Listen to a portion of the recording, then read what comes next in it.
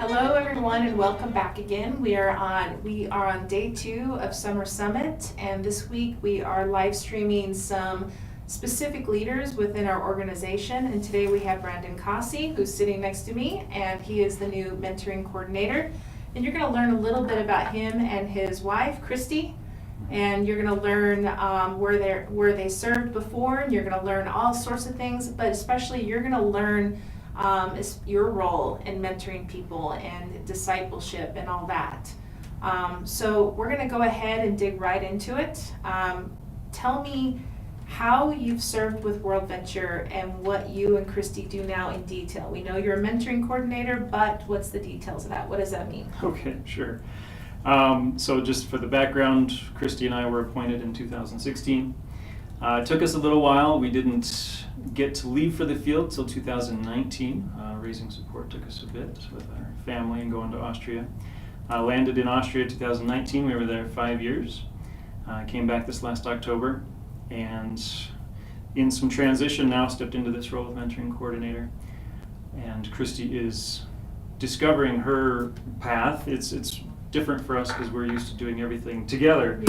So now to have me have a role in her, she's praying through what her role is going to be. But as a mentoring coordinator, I'm going to be overseeing new missionaries. We call them appointees, from when they're hired, they get through the interview process, to when they go wheels up and they get on the plane and head to their field destination. So all of the emotional and technical journey that they go through in that time, I'll be along for the ride with them.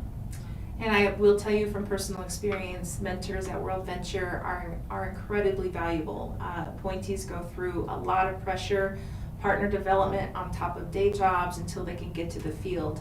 So mentors are incredibly valuable. So let's dig into the details of that mentoring. What does it look like to mentor an appointee? Sure. And keep in mind, I've had this position for about 2 weeks, I think. Understood, but from what you understand. Well, and I can speak from my own experience, having walked this road not that long ago, and we, my family, Christy and I, we leaned on our mentor a lot through that time. So there's a couple different hats I feel like the mentor wears. Part of it is that emotional support through that very tumultuous time where you need that cheerleader with you when you're trying to raise support and you're lingering at 30% and you're thinking, when are we ever going to get to the field? Just to have that energy to keep going and keep after it. How to process the uprooting phase when you're working through that, preparing to say goodbye to family for who knows how long. You're maybe selling a house or getting rid of all your stuff to lighten the load, be able to go. There's just a lot of emotion going on through all of that. Some of it is spiritual growth. You're at a time where you know God's calling you, but there's some areas in your life where you still gotta look at and address to be ready for the hardships that are going to come on the field. So that's half of it. I kind of think of that as like the pastoral care part, and the other hat would maybe be the professional development or systems. There's a lot of WorldVenture systems that appointees have no idea how to utilize yet. So the online programs to do their budgets, to submit expenses, to just file all the reports and track their support, and learning to communicate with partners, all that. We have to help them kind of learn those processes, what departments to communicate with here at the home office so that they get everything taken care of and get to the field. All those hoops they've got to jump through. We kind of gatekeep. All those boxes have to be checked so that they're ready to launch. And you are quite valuable. So as like I said, as a mentor and as you experience as an appointee and as an appointee yourself at one point, as an appointee when I was an appointee, having somebody there when you're visiting a ton of churches, when you're trying to figure out what this looks like, what you have to do, having somebody on your side, encouraging you on and pointing the direction, that's what WorldVenture provides to missionaries that apply to us. So can I touch on that? Yes, you may. You're talking about is member care. So this is one arm of the overall member care of WorldVenture. So some of it's going to be before they even get to the field, that's us. But then as they launch, they continue that. But this is an important phase, like you're saying, as they're getting ready to go. We want to send people and prepare them well so that they can thrive in life and ministry when they get there. Perfect. So Perspectives, which is a mission course we encourage people to take, as well as Kairos, but Perspectives taught that a missionary should go as a learner through their career. So where do you see your past experience in Austria helping in this role, and where do you feel excited about what you can learn about going forward in this new role? That's a lot of questions. It is! No, well, first of all, I will say we are huge fans of Perspectives. Christy and I did Perspectives before we knew about WorldVenture. We had hearts for missions, and that was a really good course for understanding its role in the church, in the Great Commission. But yeah, we took that mentality to Austria.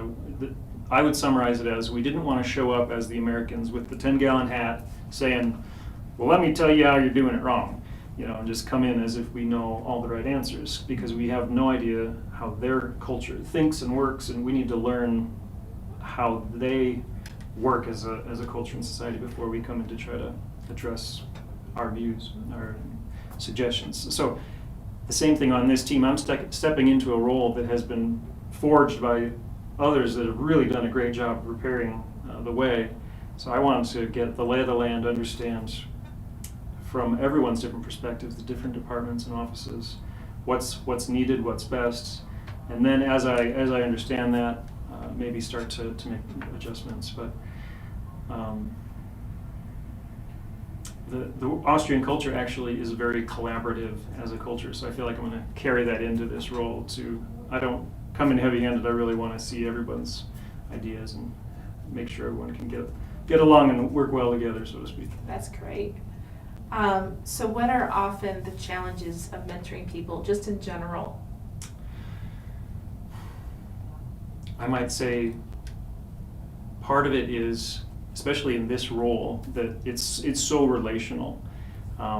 It takes a bit of time at first to develop that rapport with some new appointees, to feel like they can trust you and know that you're really for them.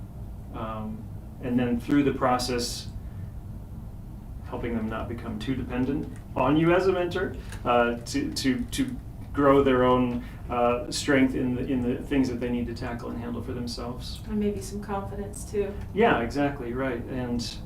But then through the whole process, the end is that bittersweet part where, as they launch, you've walked that whole journey with them, but then you have to kind of let them go, and they come under someone else's purview, so to speak, and it's just this whole journey emotionally. Which that is probably one of my favorite parts of WorldVenture, is the fact that there's always a net. There's always, from the mentor to, they got paraclete, you've got our own structure with people above us that help bring us into alignment and keep us encouraged. Exactly, yeah. So speaking from a church point of view, how can a church mentor people in their congregation to serve overseas? What are some ideas on that? Yeah, I feel like a key aspect that I would address for churches is just really talking about missions, having it be something that is a central theme that the church is aware of. First of all, the Great Commission, but just the global need, and how is the church stepping into that? What are they doing or not doing? That are they aware of what is out there beyond their borders, so to speak? So giving room to hear about mission stories, or to talk about and highlight fields or areas of the world where there is no gospel presence, just so that we can be very nearsighted sometimes as a church. We deal with what our city is and our family, but to really get out into the world and understand what's out there, that can raise hearts for missions, I think. Amen. Before we go into the next question, I want to remind people online that you are welcome to ask questions at any time. You are welcome to make comments. Our assistant Ryan will be calling out your questions to us so we can get them answered. And do not worry about if we have moved on to another subject, we will pivot. So this is just a reminder. And if you'd like to learn more about Brandon Kosse, you can scan the QR code on the screen, or what you can do is click on the link that is in the chat. So let's continue. You've had a very interesting past. When we think of ordinary people, I mean, you were an aircraft mechanic You were a teacher. I mean, you were the very picture of an ordinary person who ended up serving overseas in Austria. So who helped mentor you into missions? You say an interesting journey, yeah.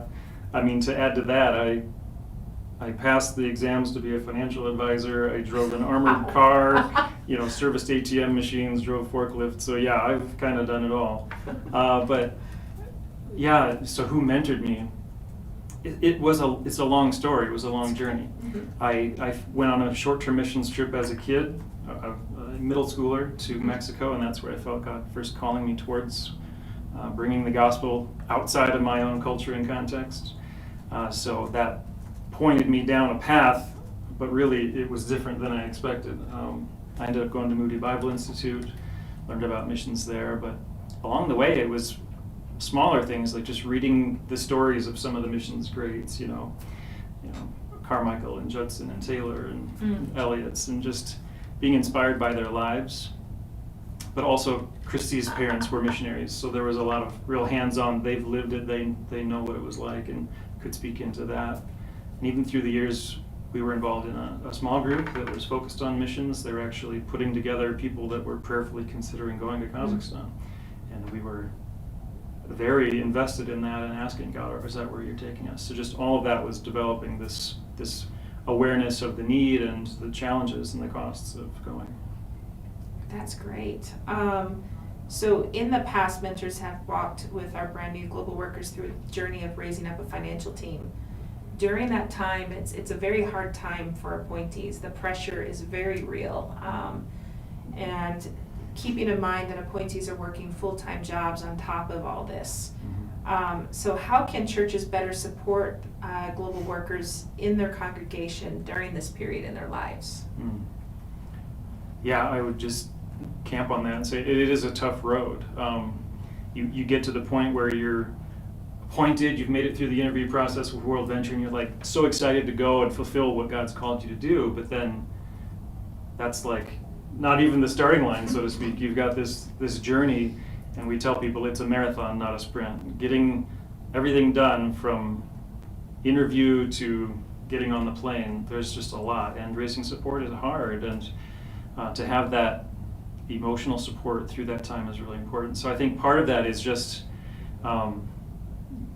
giving the missionary a platform, maybe where literally or figuratively, where some churches are very, I hate to be critical, but can be kind of programmed where they almost have no time, no stage time for missionaries. And especially if they're from the sending church, I would love to see churches give stage time to missionaries to hear their stories, where they're at, to get to know them and become part of that journey for them. I love when I see a church just excited and championing someone that's saying yes to go and giving them that space and awareness so that the congregation really is all behind them rather than just them going off in a corner and no one knows, If you could encourage every church to do just one thing to send more people into missions, what would it be? One thing is hard to narrow it down. I feel like it would come back just to talking about missions. If you have a space, even weekly, where you're recognizing the bigness of the world and the need for the gospel, that's going to put it in the hearts of people that someone needs to address that and celebrate those that are. And you'd be surprised at how powerful that is when you give that space every week in some shape or form. Social media, up on the stage, a mention, your announcements, just even deacons or elders and church leaders in their conversations talking about it, especially if some of you out there have gone on a mission trip, talking about those experiences, talking about that culture is very powerful and can plant seeds. Yeah. So how can mentorship be a bridge for helping someone, and we're thinking on the church level a little bit here, how can mentorship be a bridge for helping someone to discover their place in God's global mission? I think that's a really important question. Whether you call it mentorship or discipleship, really what we're saying is people in the body need to be I feel like helped, mentored, or discipled into finding what is their gifting. We're saying that we're all gifted in some way to edify the body, right? We all have a role to fill.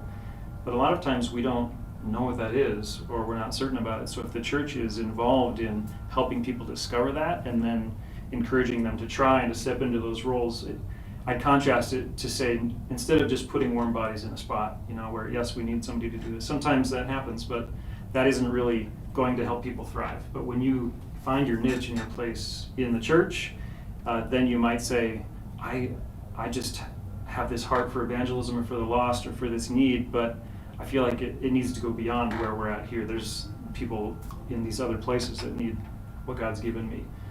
So that's when you find your sweet spot here, then you can take that anywhere. Awesome. So what does the Bible say about mentoring and discipleship? It says a lot, but Your favorite verses? Yeah, well, there's one verse that we've been using lately. I want to just read it because I don't want to misquote it. That's fine. 2 Timothy 2:2, Paul says, "And the things that you have heard me say in the presence of many witnesses, entrust to reliable people who will be able to teach others." So it's this mindset of passing on what we have received.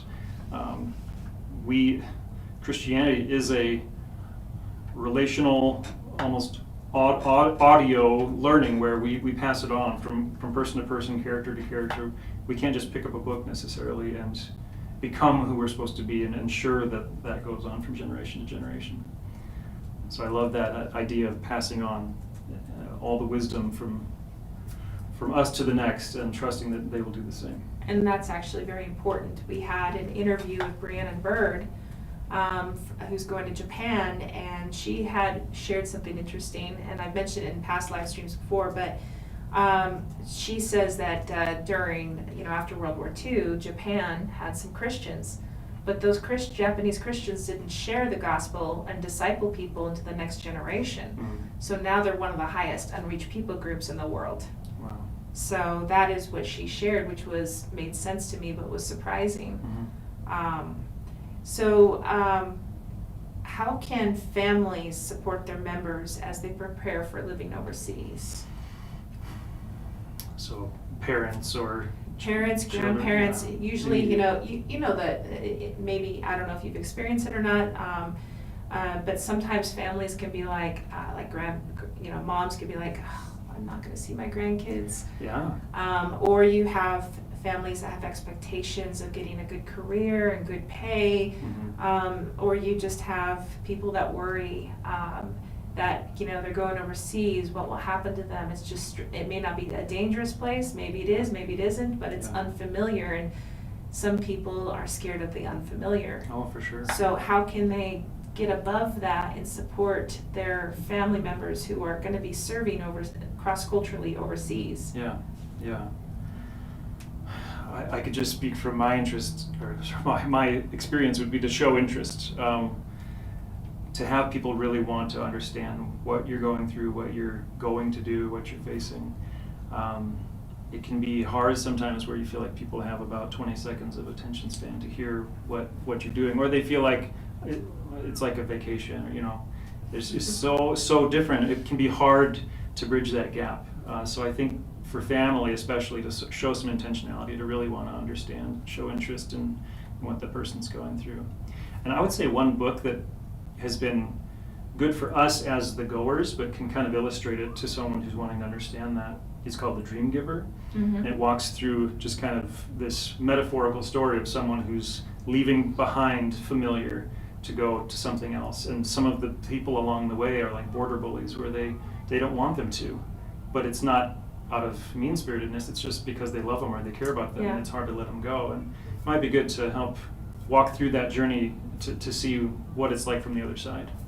So when we put this recording later on the blog, I'll make sure to put the link to the Dream Giver up there so that people can get it. Ryan, is there anything that we need to know about online? Tina Han Hernandez says, that's so true, you have to have faith, pray and pray. Hi, Tina. Tina is my sister-in-law. So hi, Tina. Thank you for that comment. Now, I wanted to ask you off the cuff, Mm-hmm. You mentioned that you did some mentoring in Austria. Can you share a bit about that? Sure, yeah. And that it looks different in different contexts, but we were involved in a church, a bilingual church there, and that church launched a Bible school, a one-year Bible program. It was kind of an intensive discipleship program. So Christy and I were involved teaching, but also leading small groups there, really just kind of being the mom and dad in the room to walk alongside these college-age students as they're trying to take what the Bible says and what was being taught and really implement it into their lives. Sometimes that was just chatting as a group, but oftentimes that'd be us getting together one-on-one or two-on-two and having coffee and really getting into the meat of what is this. There's this disconnect often between what we know is true, what we read about or what we're told or hear on Sunday, and what life looks like in the world and the realities that we're facing and the challenges. So how do we mesh these and live them out? So that's our goal. Christy and I really want to help people see how do we walk this out? What does it look like to actually be a follower of Jesus in today's world? That's a good one, because being a Christian on Sunday, oftentimes it's not the same as being a Christian Monday through Saturday. Yeah. With all its challenges, and especially if you're a worker who's learning overseas or going to go overseas, walking through the challenges of stuff they didn't count on having to endure when they're an appointee. Yeah, well, and it can be hard for us to get out of our own skin, so to speak, where we had people that we were discipling that grew up with, abusive parents. They're working a job but barely getting by, maybe working at the movie theater, and all their coworkers are unsaved or homosexual or somewhere in between, and saying, how do I love my coworkers? How do I live the light of Christ to them, not being judgmental, but also not sacrificing my integrity as a believer? And it was like, wow, okay, 0 to 60, we're really putting the rubber to the road with you guys. And it was neat to see them engage with that, and in some ways, or in a lot of ways, encourage me or challenge my faith to say, man, you're being more loving in that environment than I feel like I could be. So it was really cool. Yeah, it is difficult about being the only Christian in an environment that no one understands. You actually, from that perspective, you actually feel like the weirdo in the room because you're different. Yeah. But what's interesting is, and it's something my pastor at my sending church had said, we are meant to be different because we're Christian. We're a new creation. Right. So. And even this might be something that people in the States wouldn't expect to encounter or can't identify with, but in cultures where Christianity is newer, there isn't this mental framework to understand what Christianity is about. Oftentimes in the States, it's part of the culture. We might not ascribe to it, but we understand it. Where in some places in Europe or others, there isn't like second, third generation Christians. These are the first believers, and they don't have a frame of reference to what does a Christian life look like? What does healthy family look like? So they're forging their own way as they try to follow Jesus. So it's the need for discipleship is so much higher there in mentoring. Amen. How do you mentor or disciple someone to have a healthy outlook on risk? I mean, we have people that are going to closed countries that may or may not be really dangerous. And I can't, having not had that experience, how do you mentor or disciple someone in that? I haven't walked that road yet, but I know that our training department talks about it before we go to the field in their pre-field training, but having gone through the appointee process with others who were going to dangerous fields, I remember our last day of training, we got into a circle and we were praying for each other and affirming just the faith and the things that we were seeing in our colleagues.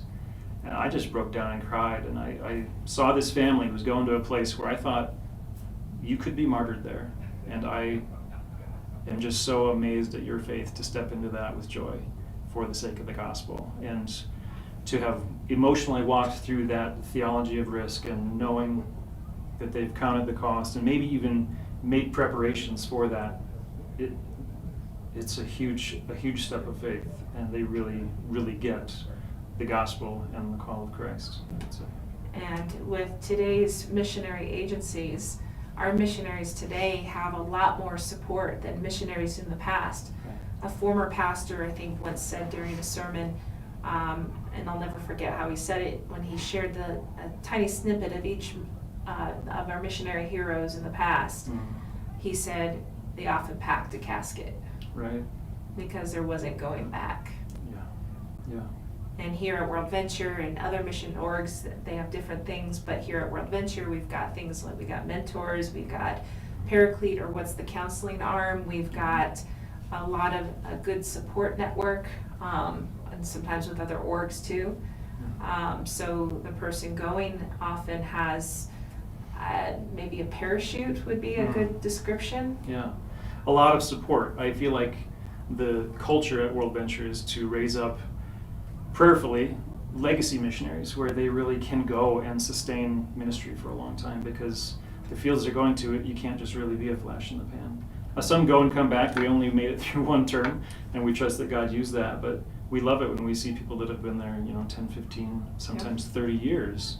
But that really does take a strong support system from the organization, and mentoring and counseling and caring for their people. Yeah, because you're going to a different culture. Sometimes even the whole weather might be a whole different thing they're used to. In comparison, you look at Alaska, as people who go to Alaska, they have to have the daylight bulbs because it's different. Yeah. So you have that, you have the emotional, you have being around people that aren't like you and having to learn the culture, and then on top of that, spend 2 years learning the language. Yeah, and being completely separated from everything familiar and family. Yeah. Yep. So where is your support at right now, percentage-wise? Yeah. Or whatnot? I appreciate you asking. Because of coming back from Austria, our costs actually came down a little bit, so that was nice. I just checked, and we are doing fine on a monthly support basis. But we could use some one-time gifts just due to the transition. We've dipped into the zero range a few times, so you could shore up our cushion a little bit there. But yeah, so sometimes with all of us at WorldVenture, we sometimes have to travel. There's unexpected expenses with doing the different jobs we do. So if you would like to make a one-time gift, you can scan their QR code on the screen or click on the link that is in the chat. And if you're watching on the websites, you can, we'll put it up later on the blog and you can find it there, or scan the QR code. Go ahead. Christy says, please let Brandon know his family loves him. Thanks, babe. Love you. Thank you, Christy, for supporting and encouraging your hubby. So if you want to give, scan the QR code or click on the link, and we'll also have their giving link up on the blog later today.